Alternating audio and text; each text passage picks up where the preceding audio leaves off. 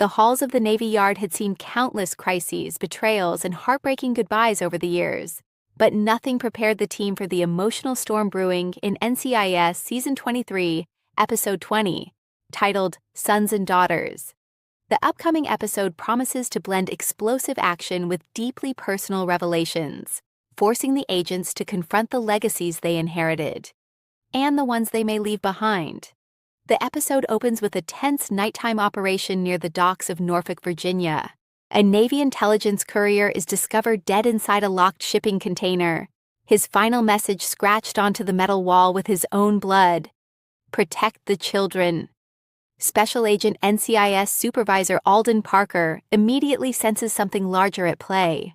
The victim, Lieutenant Evan Cross, had been investigating a covert smuggling network connected to missing military dependents, children of service members who vanished without explanation over the last several months.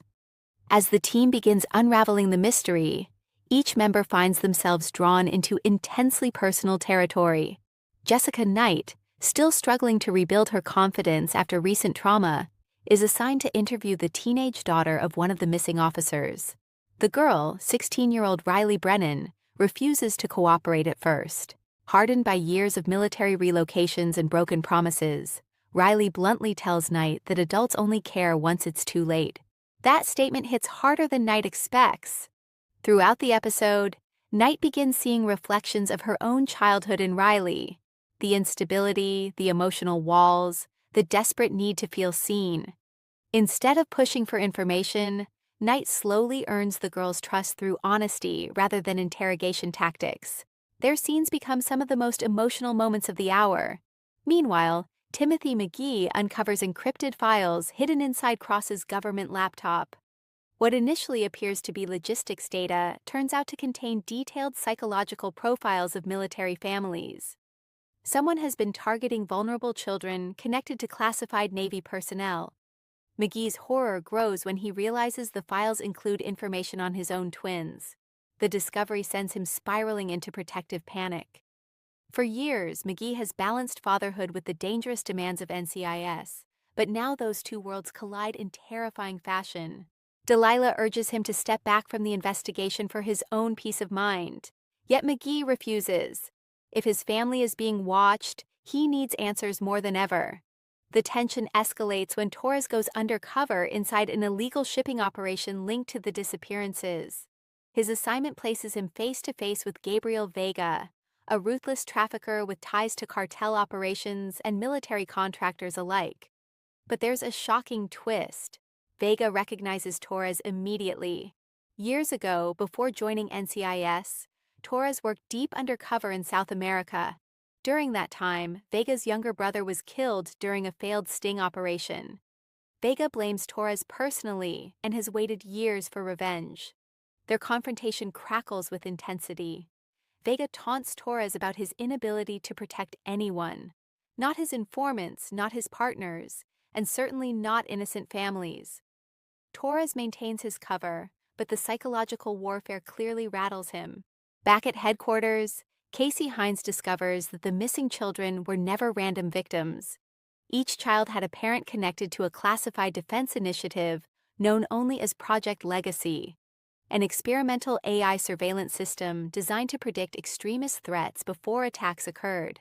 The project had been shut down years earlier after ethical concerns emerged, or so everyone believed. Director Leon Vance receives a classified call confirming the nightmare scenario. Someone resurrected Project Legacy in secret and used the children as leverage to silence former personnel connected to it. Suddenly, the case becomes more than a kidnapping investigation. It becomes a government scandal.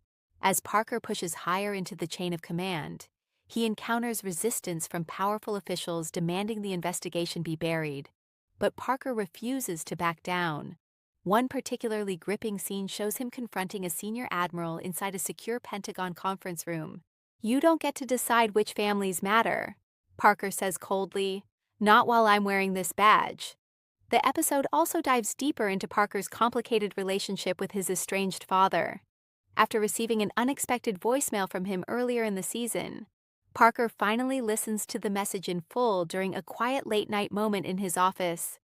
His father admits he was never good at showing love, confessing that fear and pride ruined their relationship long ago. The emotional confession leaves Parker visibly shaken. For perhaps the first time, viewers see the emotional burden Parker has carried beneath his calm leadership. The theme of inherited pain and fractured family bonds echoes through every storyline in the episode. Even Jimmy Palmer finds himself confronting difficult emotions after helping identify one of the victims. The deceased officer leaves behind a young son who keeps asking when his father is coming home. Jimmy struggles to comfort the boy, haunted by memories of losing Brina and becoming a single parent himself. Rather than offering false reassurance, Jimmy kneels beside the child and quietly says, "Your dad loved you enough to risk everything for you. Never forget that." The line becomes the emotional centerpiece of the episode. As the investigation nears its climax, Torres secretly arranges a meeting with Vega aboard an abandoned cargo vessel. Against orders, he hopes to exchange himself for the location of the missing children. Naturally, things go horribly wrong. Vega reveals he never intended to negotiate. The entire setup was bait designed to lure NCIS into a deadly ambush.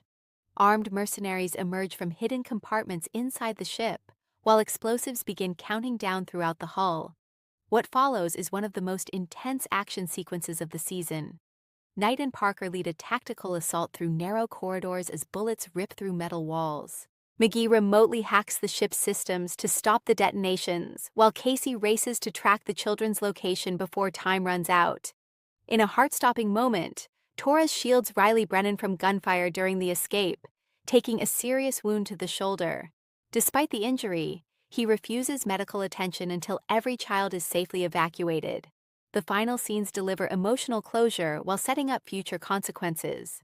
Project Legacy files are leaked to the press, triggering political fallout across Washington. Several officials are arrested, but Vance warns the team that the conspiracy likely extends far beyond the people they caught. At the hospital, Torres finally allows himself to rest as the team gathers around him.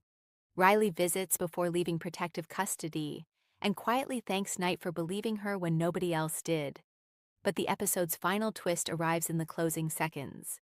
Back at NCIS headquarters, McGee receives an anonymous encrypted message on his personal laptop. The message contains only 4 chilling words: "You missed one child."